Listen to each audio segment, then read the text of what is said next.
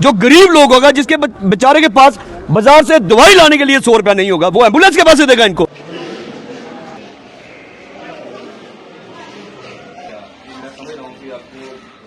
वो तो ठीक है, गरीब आदमी को कहाँ मिलेगा? आपकी गलती नहीं है, चाहे एडमिनिस्ट्रेशन है या सरकार है, जो भी है, कम से कम ये तो देखना चाहिए कि जो 2.5 घंटे से डेड बॉडी पड़ी है बच्चे की, मैं पेमेंट मैं करूंगा, पहले पेमेंट करके मैं एम्बुलेंस इनको भेजूंगा। पहले जी टेंशन नहीं है।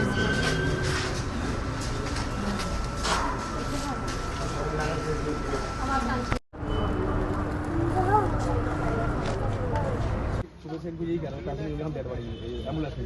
सर एम्बुलेंस दी अगर दी होती उन्होंने तो वो कब के दी होता है? अगर वो इतने पैसे देने वाले होते तो वो 1800 रुपए देके गाड़ी करा के नहीं जाते। तो उनके एम्बुलेंस का वेट थोड़ी करते हैं यहाँ पे जिसके जाओ, वो बच्चा उठा के कभी सीढ़ियों पे बैठते हैं। हाँ तो 10 मिनट में पहुंचे सर। कोई बात नहीं, 5 मिनट जी।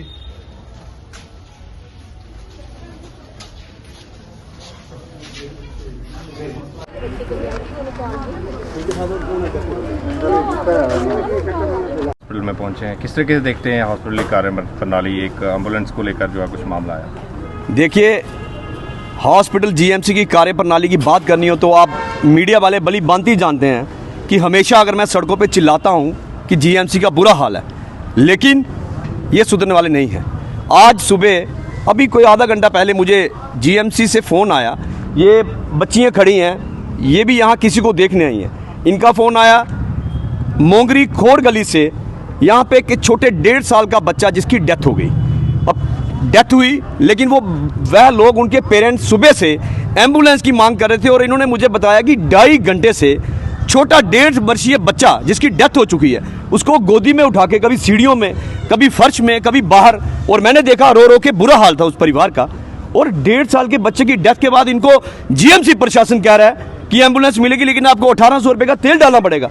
ठीक है, अगर ऐसे ही इनके कोई नॉर्म्स हैं कि एम्बुलेंस फ्री में नहीं दे सकते, तो क्या जीएमसी के जितने भी, मैं कहूंगा, मैं जितने भी यहाँ पे सीनियर लोग हैं या जितने भी यहाँ पे स्टाफ है, क्या किसी के पास इतने पैसे नहीं है कि इनको 500 डाल के इनको तेल के लिए पैसे देते? और इनको सुबह से लताड़ा जा रहा है कि 1800 रुपये दीजिए। बड़े शर्म की बात है। और जब हमें पता चला, भी मैं यहाँ मौके पे आया, हमने कहा कि मैं दूंगा जेब से पैसे। मैंने इनको लोगों को बोला, आप रुको, मैं तेल डलवाऊंगा और आपको बच्चे की, जो मैं कहूंगा कि रोना आता है ऐसे जीएमसी प्रशासन में। हमारे घर में भी बच्चे हैं। और लेकिन बड़े अफसोस की बात है, जब यहाँ पे आए, सुप्रीडेंट साहब ने कहा कि कोई बात नहीं, 1800 रुपया तेल का देना पड़ता है, लेकिन रहने दीजिए। क्यों रहने दीजिए? मैंने कहा मैं दूंगा।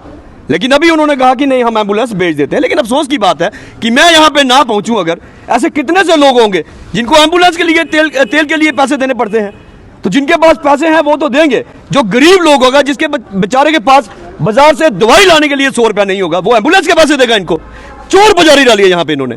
अगर जीएमसी के पास ऐसा नहीं है तो मैं सरकार से विनती करूंगा, जिला प्रशासन से विनती करूंगा कि ये जो आपने पॉलिसियां बनाई हैं, इन पॉलिसियों को चेंज करें। मैं विधायक साहब से भी कहूंगा, सिर्फ यहाँ पे हॉस्पिटल में डॉक्टरों से मीटिंग करके कुछ नहीं होने वाला है। मीटिंग कर ली मैंने, क्या हुआ मीटिंग के बाद? ये आपको जीएमसी का विधायक का डर भी नहीं रहा है। यहाँ पे गरीब लोगों से पैसे मांगे जा रहे हैं। कौन सी पॉलिसी है ये? बातें असेंबली में उठाने वाली। हम मांग करते हैं कि जो पैसे दे सकता है वह पैसे दे।